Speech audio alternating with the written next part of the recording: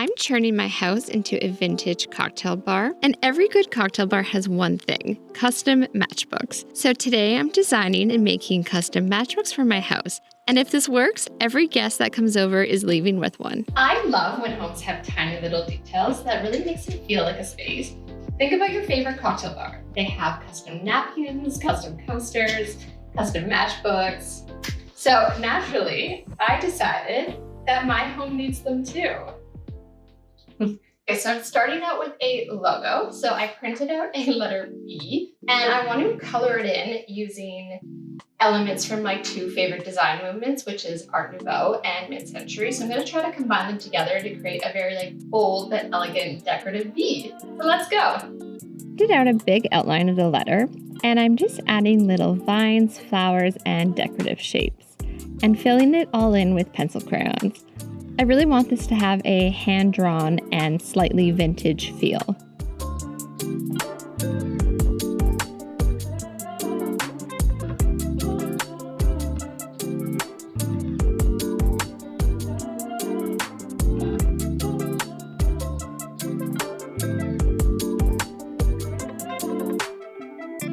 And of course, the official house mascot made her way onto the design.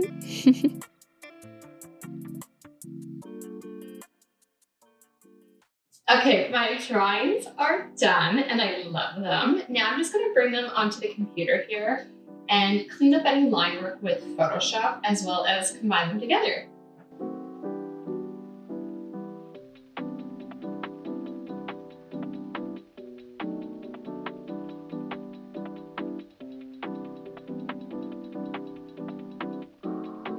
After printing, cutting, resizing, and repeating that way too many times, I finally landed on the right dimensions. And I took my designs to Jukebox Print. They were so incredibly kind and helpful in getting these printed properly. And now we have the real thing. These turned out amazing. I absolutely love the cream color. It's so gorgeous.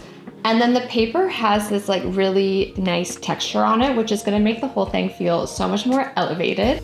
I start by scoring all the folds. I'm using a metal ruler and slightly unconventional, a glass nail file. Then with a sharp knife, I carefully cut out each matchbook.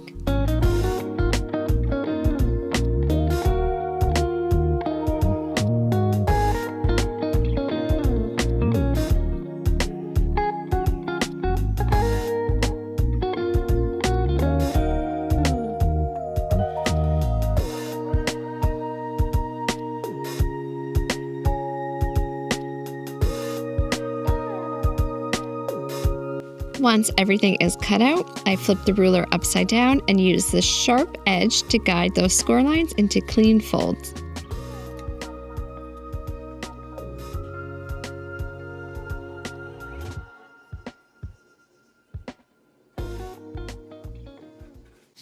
These are looking so good and professional. I cannot get over it. I am obsessed with them. And now we're moving on to the scariest part, because I don't know if this is gonna work. I have these wood matches and I'm just gonna glue them in. And in theory, that should work, right? So the glue did work, and maybe a little too well. If I were doing this again, I'd definitely use less glue, because now the matches come out with a bit of force.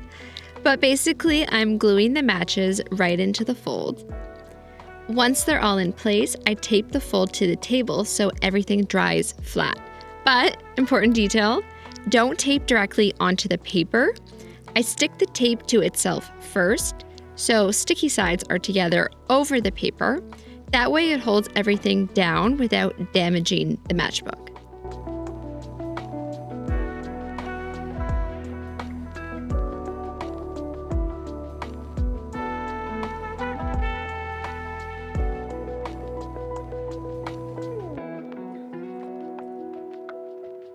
I leave the matches taped to the table for a few hours so everything can dry. Once the glue sets, I peel the tape off and the matchbooks are finally starting to come to life. Using the back of a knife, I gently lift the edge of the fold. That way I can fold the top over and tuck it in. giving it that classic matchbook shape. The last step is adding a striker strip to the back. I found these on Amazon and they work perfectly. If you're curious, I've linked all the materials and supplies below.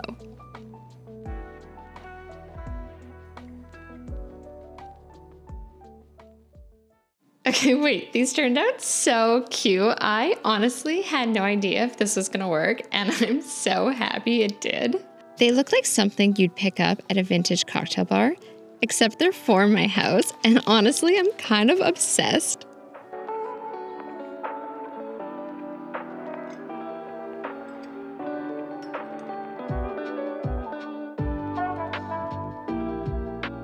Now when people come over for dinner, they can just take one with them, which feels like such a fun little detail.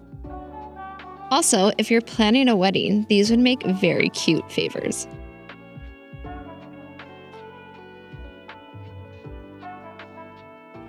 My mission to turn my house into a slightly sexy vintage cocktail bar continues. If you have other details I should add, let me know and subscribe, and I'll see you in the next one. Bye!